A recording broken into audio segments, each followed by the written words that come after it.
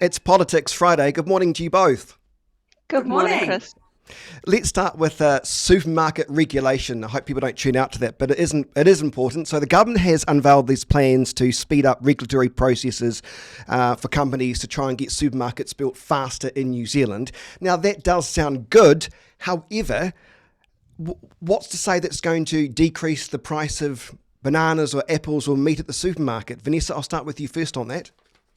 Well, we've seen really good evidence of that in Auckland. Wherever there's a Costco, there's not just cheaper prices at the Costco, but also for about 5 kilometres around it, everything's about $1 cheaper at the other supermarket. So competition does drive down prices, and we know that. So really keen to see either be great to see Costco expand or also another player come into the market. But we know that our regulatory settings and the the consenting and RMA process can just take too long. So we want to speed that up and make it simpler.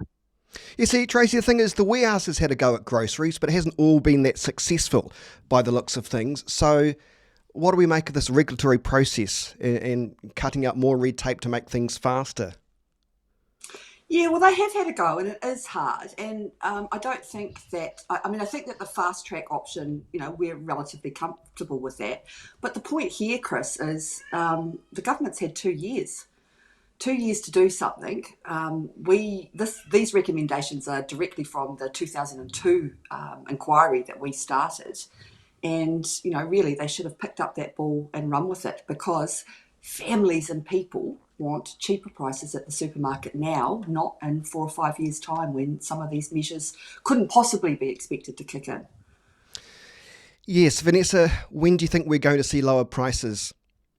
Well, it takes a while Because for these things to work through. It is it a sounds like a complex. great announcement, but Yeah, it's it's still it's a complex expensive. issue, and it would have been nice if Labor had actually brought in some of the changes that they'd seen in their own reporting as well. That, as Tracy points out, we've taken up. There'll be other measures, I'm sure, as well, but we need to do what we can and do what's practical, and that's what we're getting on with. Just the grocery commissioner or regulator or whatever he was, has he been a help or a hindrance or done nothing? Tracy, was that set up under Labor? It was, wasn't it? Yeah, it was, and remembering, of course, there was also the banning of the covenants and the opening up the wholesale. So there were several things that had already been done, and I think the key here was smartly, quickly getting on to the rest of the things that needed to be done. There's no easy answer, but not doing anything is not the answer when people are wanting cheaper prices at the grocery store. We are paying far too much, and that big duopoly is a real problem. And it's going to be difficult to attract a like for like competitor because competition is the solution here, and the government needs to come up with some ways to do that. Agree. Yeah, and that Um, is part of it as well, making sure that those predatory pricing things that we see that behaviour happening, making sure that that's clamped down on. I think we do need to see a lot more in the from the grocery commissioner in the regulation space. I've got to say, the Commerce Commission seems to have got a bit of teeth lately. It seems to be like once every month now they'll be saying such and such is Mm. being fined for fake prices, despite the fact I know there's been quite a few job cuts in there, so I'm quite happy about what they've been doing. I want to move on to the Cave Rock mast lights. I watched the YouTube video for 3 hours last night. I'll never get that back ever again. Anyway, I thought the guy who chaired the meeting was very good though. I can't think of his name. Is it Callum? Callum, was it? Yeah, Mm. I was very impressed with Callum. I thought he was very, very measured. I managed to hold his tongue more than what I would be able to. Anyway, so as we know, this council report ignored the overwhelming majority of people who said just leave it as it is. But still, the community board last night sort of voted to have another look at things in possibly 6 months' time. The lights will remain the same at the moment, but it's still, as I was speaking to the deed owner or the deed holder rather last night, she said the window's been left open, nothing really changes, and she's not really satisfied with the result. Tracy, to you on this first, what are your thoughts? Yeah, it's an interesting topic, isn't it, Chris? I Yeah, have spoken to people who are really passionate on both sides of the argument, and I can't remember the last time something that kind of looks simple on the surface has really captured people's attention the way that this has. And so I can see both sides of the argument. I think we have to be cautious about consultation, because I saw in one report, it might have been on your very good website actually, Chris, that one of the proponents for keeping it the way it is spoke about it as if it was a vote. And we've got to remember that, consultation isn't voting, it's not a referendum. There can be many reasons why people submit and why people don't submit. But ultimately, this is a place that's a gorgeous place to live, that people feel really passionate about. So I think there's a lot more work to be done to make sure that as many people as possible are happy with the result. Yeah, I'll give you that. It felt like last night people were just really trying to come to some kind of compromise. But what do you make of this, Vanessa? The compromise is Yeah. not Well, sitting well with many people, including the deed holder. Well, it sounds like they've kind of kicked the can down the road a little bit, which Mm. is understandable given the kind of community reaction that's come forward. It's like Tracy said, I think there's plenty of people on both sides of the argument, and a consultation isn't a referendum, but at the same time, I think it's really important that when the community is engaged on an issue, that they can feel as though they've been heard and feel as though their points of view are taken into consideration. And I've seen a couple of times where there's been council consultation on a topic, or something that's happening, and the community response has been really overwhelming in one direction, and then the council's decided they're going to do something else, which is what they were going to do anyway prior to any of the consultation. And so it can sometimes feel as though it's a bit token. And I Mm. think that's where I think people get annoyed as much as anything. It's about the feeling that something is being done as a tick box tokenistic exercise when they've already decided what they're going to do anyway. Yeah, So here's the problem I have with that, and I think yeah. you're right. It does seem to be like, I mean, look, don't get me wrong. I shouldn't say this, but I will. Speed bumps, it's a big issue for some people, right? I get it. Speed bumps is there to slow people down, and that's what the experts and the safety experts say. However, even if the experts say that, and the council planners, but if the majority of residents don't want it, then don't they have to answer to them, not the so-called Yeah, but expert advice, or is that the conundrum that we face, that we know better than it what is the you do? conundrum. It is the Yeah. conundrum, and I think you have to remember that it's different. It's not necessarily the majority of residents that don't want them. It's the majority of people that drive through, which is not the same thing. I was Mm. talking to a woman 2 days ago that started off our conversation by saying she wasn't a fan of the speed bumps and how annoying a particular set of speed bumps was. But then she went on to say how they'd love some speed bumps in their street because so many cats get run over. And it's Oh, like, well, it's the whole, the people, yeah. when it calms the traffic and it makes things safer in your neighbourhood, those people tend to be in favour, but often it's the people driving through that don't like it. So that's the balance, because do you listen to the people in the neighbourhood, or is everybody, just because mere virtue of the fact they drive through, entitled to a say of what happens in your neighbourhood? So it's Yeah. never straightforward. Interesting you Well, say that.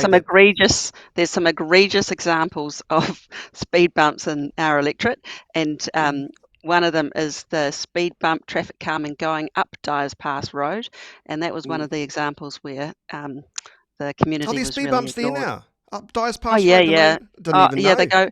Yeah, there's speed bumps on all of the exits, including the uphill section. I didn't even know. Oh, well, I Yeah. won't be doing any boy racing up there this weekend, that's for sure. Let's briefly touch on the parliamentary term.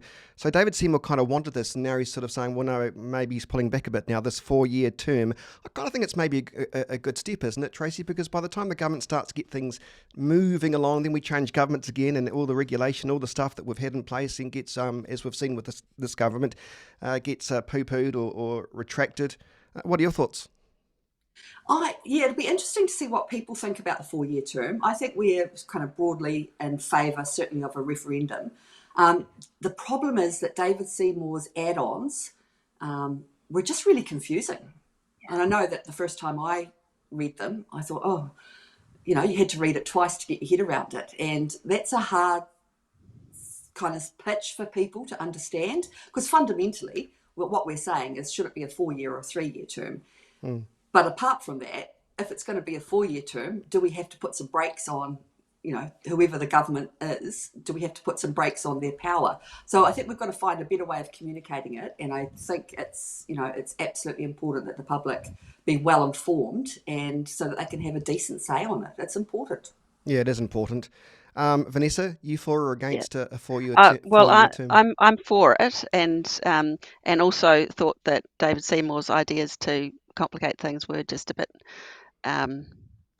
well, they're a bit on the silly side, frankly.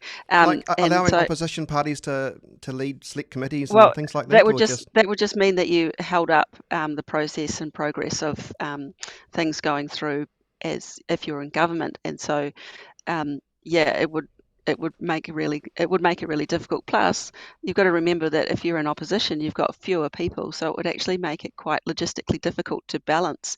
So yeah, I think that straightforward 4 versus 3 is a better question, and I'd love to see what the electorates think, because I think it's been before people before a couple of times. So is now the time for us to think about that? It's the real question.